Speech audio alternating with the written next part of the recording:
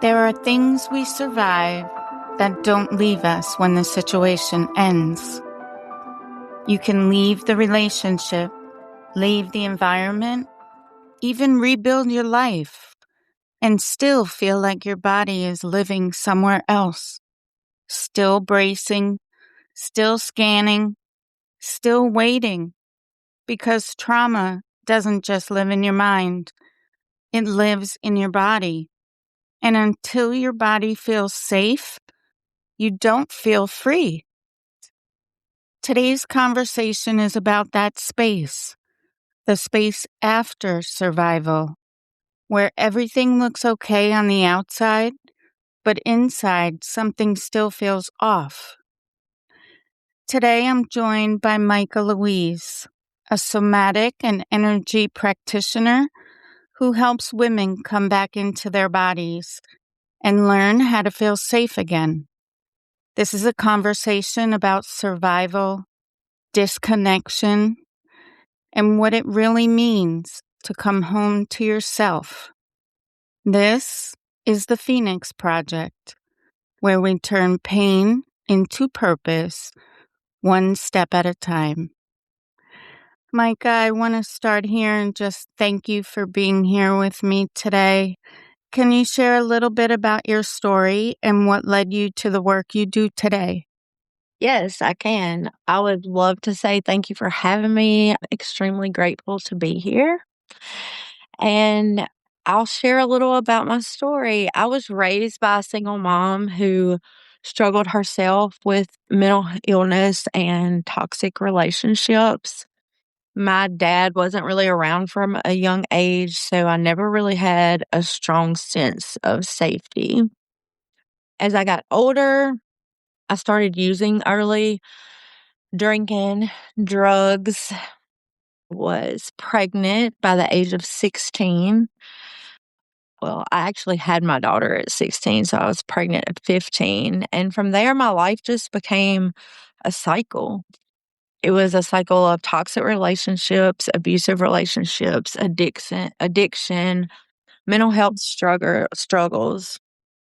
And I was married and divorced 3 times by the time I was 30. I was in 4 abusive relationships, and the last one was in 2019. By the grace of God, that relationship didn't kill me. It was very dark. There was narcissistic abuse. There was drugs involved, meth, and he was also on steroids. So the anger got really physical, turned really physical, and got really, really dark for me for quite a few months. Then I got out of the relationship, but still had contact.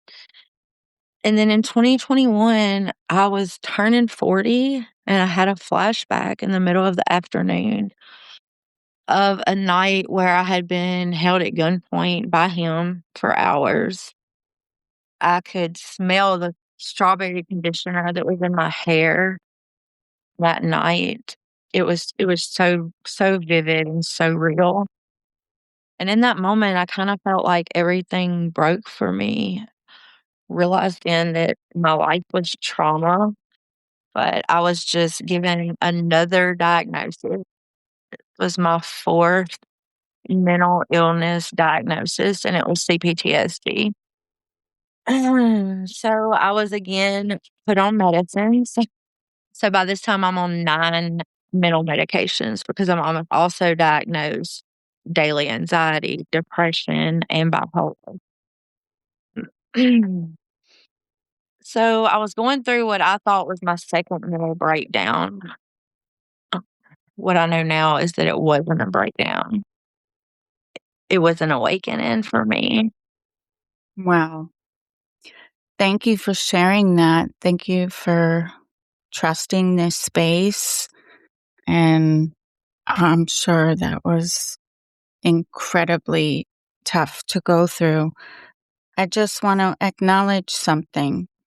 There are so many women listening right now who are going to hear parts of your story and recognize their own. the instability, the lack of safety early on, the patterns that follow. It doesn't Mhm. start in the relationship. It starts in what we learned was normal.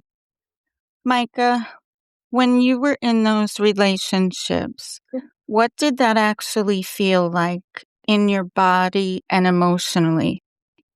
It felt draining. I felt drained a lot. I used drugs a lot so that I didn't stay in bed and have depression. I felt like no matter what I did, I was never enough. Emotionally, I was a roller coaster. I had a lot of highs and lows. I had a lot of bipolar episodes that caused a lot of mania and anger. My energies were constantly shifting. I never knew what I was maybe. Um, and then, physically, I was always on eggshells. I was always on edge, like I was walking on eggshells. I tried to keep peaceful in my life, but my life was full of lots and lots of chaos. I never felt safe. I never felt settled. And I truly feel like I fought my entire way through life. I told somebody this about a year ago that, I was just so tired of fighting. Right. That feeling of never being enough.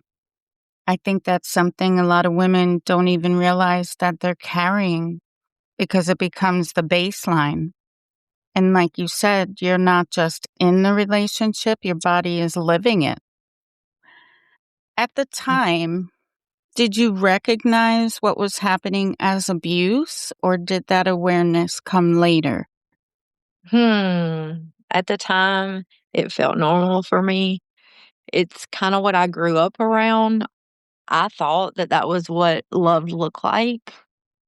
It wasn't until I was 40, after that flashback, that everything kinda made sense to me, and that's when I realized that my entire life had been shaped by trauma.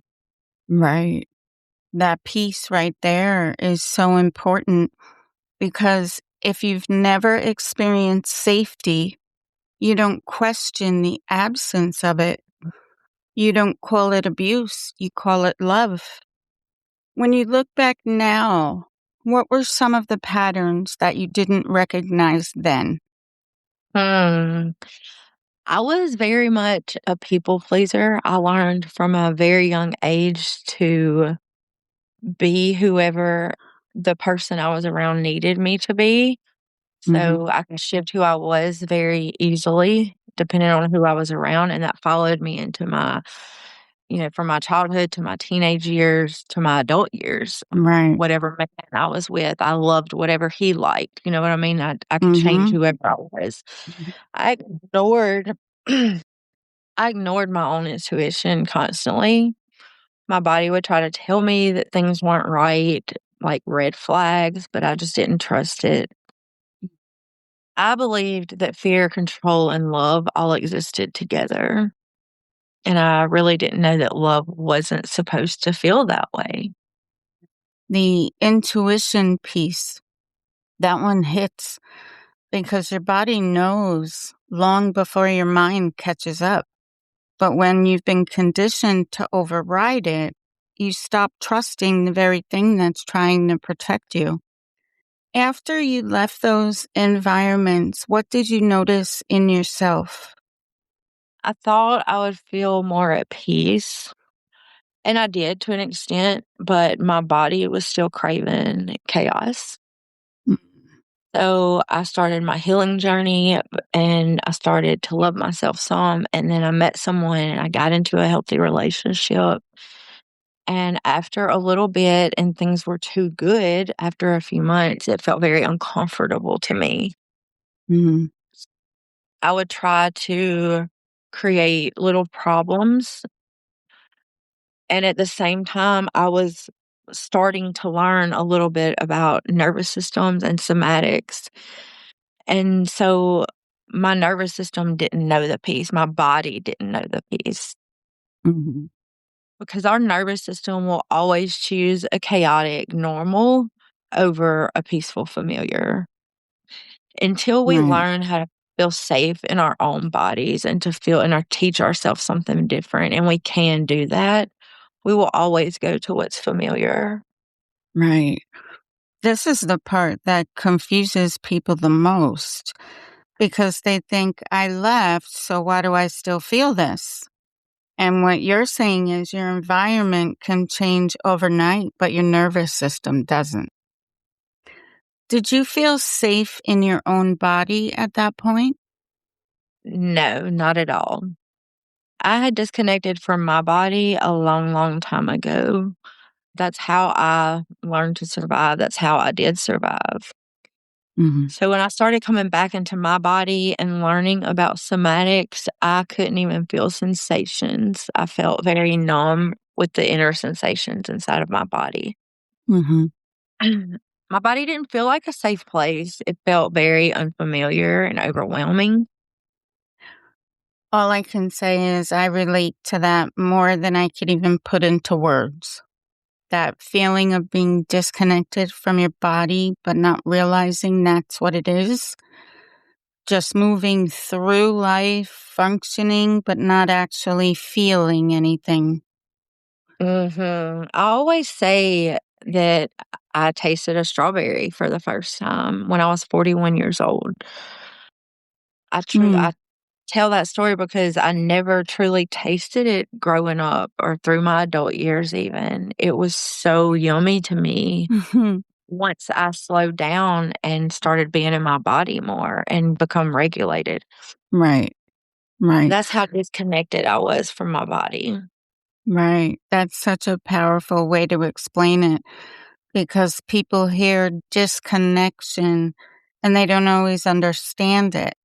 But that's what it looks like. When did you realize that healing wasn't just mental, but physical? Mm. Whenever I was in my healthy relationship. So mentally, I knew I was safe, but my body did not feel that way. Mm. And that's kind of when I started knowing that I couldn't just think my way through healing. I had to bring my body back online. That right there is the shift because so many people are trying to understand their way into healing, but their body is still living in survival. What Mm. is somatic healing in real terms? It's learning to be back in your body. Soma just means body. Instead of thinking, we feel. And in Mm, feeling, we release stored survival energy. It's about experiencing healing and not just understand it. It's about embodying it. right. And that's the piece I don't think gets talked about enough. You can know something logically and still not feel safe. Why do Mhm. so many survivors leave but still feel stuck? Because that survival energy from the past relationship is still looping through your body in survival energy. Mm, Their body has not caught up to their reality yet. They haven't found that safety from within. that's such an important distinction. It's not weakness, it's physiology. Mhm. What does regulation actually feel like? Regulation feels grounded, safe, and steady. It means it gives you the capacity to hold the hard moments without being taken over, without feeling like you're on edge all the time. Mm, not perfect, but present. What, Mhm. yeah. What Yeah. shifts do you see in women when they start feeling safe again? Ah, it's so beautiful, even for myself, but they laugh more. They become more free. They're not fighting with themselves anymore, like their body fighting their mind. It becomes one. Right. So, yeah, it's really a beautiful journey. They That's, start loving themselves as well. yeah. That freedom, that's what so many women are actually searching for. Not perfection, not fixing themselves, just feeling like themselves again. What is one message you want listeners to take from this? Healing isn't about fixing yourself. It's about learning how to feel safe being yourself. Mm, And when you feel safe in your body, you get your life back. that's so true. I just want to say, if something in this episode resonated with you, I want you to hear this clearly. You are not broken. Your body adapted to what it had to survive. But survival doesn't have to be your permanent state. You can learn to feel safe again, step by step, breath by breath. This is the Phoenix Project, where we turn pain into purpose, one step at a time. Mica, thank you for being here with me today. I really appreciate you. Until next time.